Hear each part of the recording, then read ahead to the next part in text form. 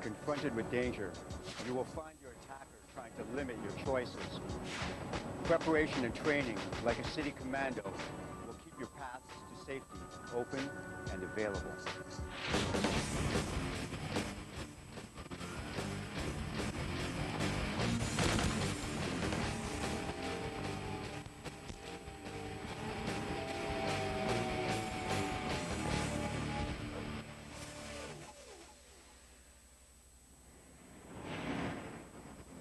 Warning. The stunts and techniques performed in these situations are performed by professionals. Do not try these without proper training.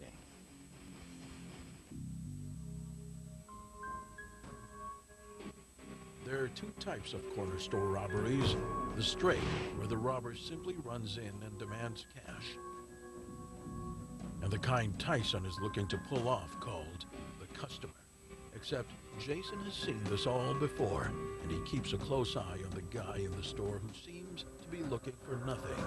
Nothing but a quick score of some hard cash.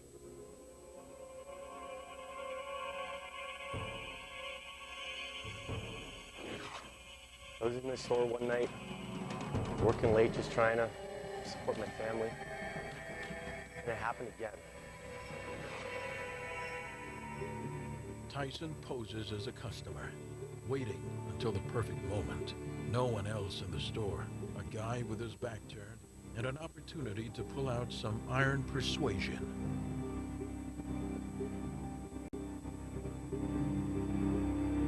A guy comes in with a gun and points it at me. In the event of a robbery and you're the employee or the store owner, you may as well let it happen. There's nothing you can do to prevent it other than get injured or get killed. This type of scenario is difficult to prevent. Having said that, the mistake is really made when you don't comply with the person's demands. They have the advantage, they have a weapon. There's no sense approaching the person or even trying to reason with them. In fact, convenience store employees are second only to taxi cab drivers in rates of workplace homicide. Give them what they want, back off. Let them have it. It's not worth the effort. Robberies happen all the time, always will happen, even with video surveillance. Let the surveillance and let the police do their job. Your job is to get the best description you possibly can and to remain alive to talk about it. Backed into a corner, there isn't any more choice left on what to do. There was nothing to do this time but take what the thug was dishing out. Better to lose the property that can be replaced as opposed to sustaining injury.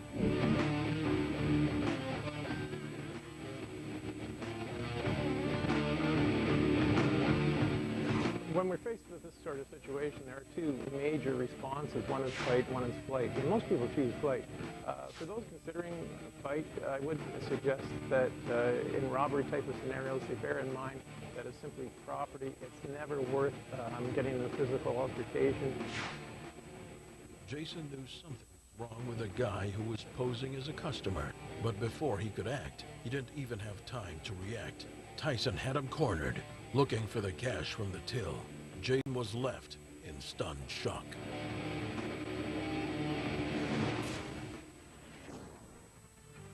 When we come back, flight is always the best choice. But sometimes it isn't a choice we are given.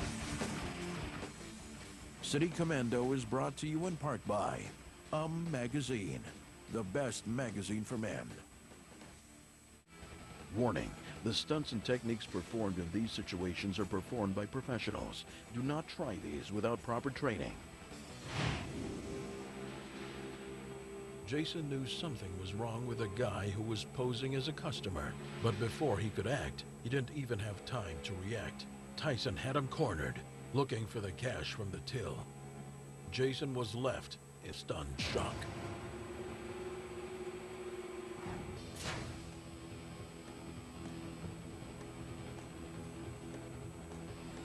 The world is full of people who want nothing more than to hurt you. And Nirma Man has spent his life rooting those people out and bringing them pain.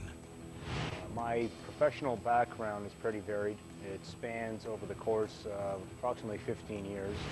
With his training in Krav Maga and Jeet Kune Do, as well as Hapkido and Taekwondo, my man has built a level of expertise few can match. It isn't simply the disciplines he knows, it is that he has actually used them all. I deliver predominantly training in the counter-terror, tactical shooting, and Krav Maga fields to law enforcement, military special forces, and security operation forces all around the world. Raised in a military environment, his style reflects his life. His knowledge on counterterrorism, urban warfare, and close quarters combat. We have a lot of bad people in this world, and every day they wake up and they look for new victims to victimize, and they look to perfect their part at achieving their objectives, victimizing innocent people. I want to do whatever I can to help good people stay safe and alive. Near my man and the life of city commandos, he stands out as one of the most experienced instructors in the world.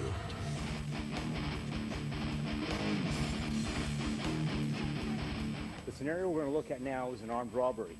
We're going to have an assailant that's going to enter the store, present a shotgun, place it in the clerk's face, and make demands. And we're going to look at the safest, most efficient, and effective ways of being able to mitigate this situation.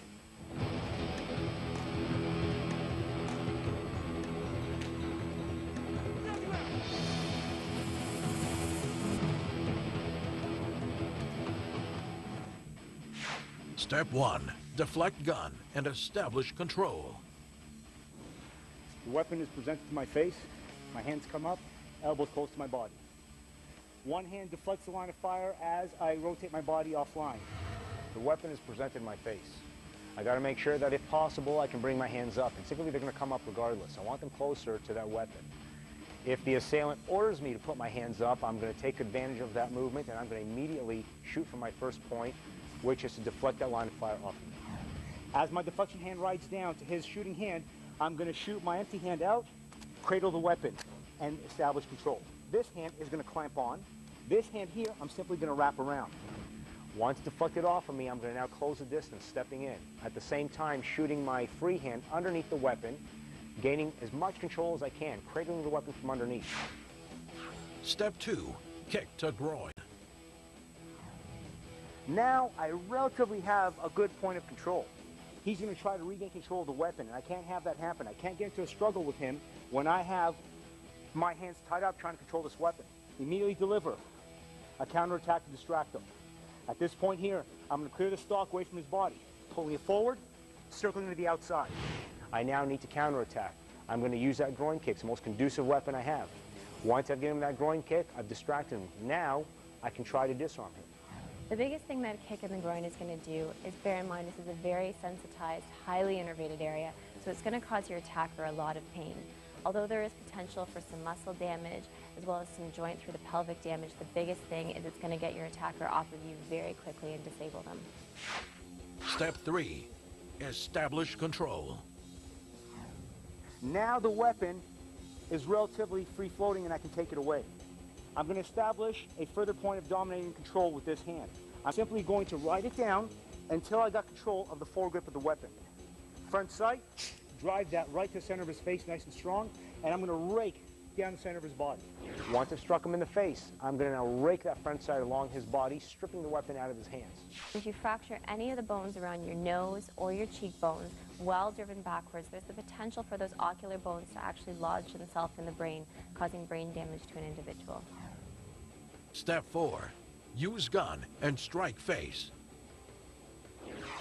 Just to ensure that he doesn't regain his bearings and control and come in at me, I'm going to deliver a butt strike to the face, another kick to the groin, establish control, create distance, finger off the trigger, point the weapon at him, get down to the ground, order him to the ground, make sure I got full control, quick threat scan, making sure he has no other accomplices with him, and I'm going to call the police. Instinctively, your hands are going to probably shoot up, which is a good thing. So you're going to use your left hand right now to deflect the line of fire away from you. Go ahead and do that. Excellent. You're going to use your free hand now as the control hand. You're going to shoot it underneath the weapon, making sure you do not cross the line of fire, and you're going to cradle the weapon, keeping it in a more optimal control position. Go ahead. He's going to start to very viciously and violently fight to try to regain control of the weapon. We need to now mitigate that as fast as possible. You're going to deliver a rear leg groin kick to his groin. Go ahead. Pull the weapon forward. Rotate it to the outside. Now the weapon is free. We can strip it away. You're going to shoot underneath the weapon to the foregrip. Go ahead and grab hold. You're now going to take the front sight and you're going to drive it center into his face in a good, strong, solid strike. Go ahead. Good. Now you're simply going to rake that front sight along his center line until you can rip the weapon out of his hands. You're now going to counter back with a butt stroke strike to his face. Go ahead.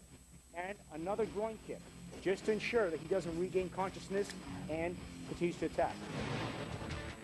When you can't walk away, the City Commando way.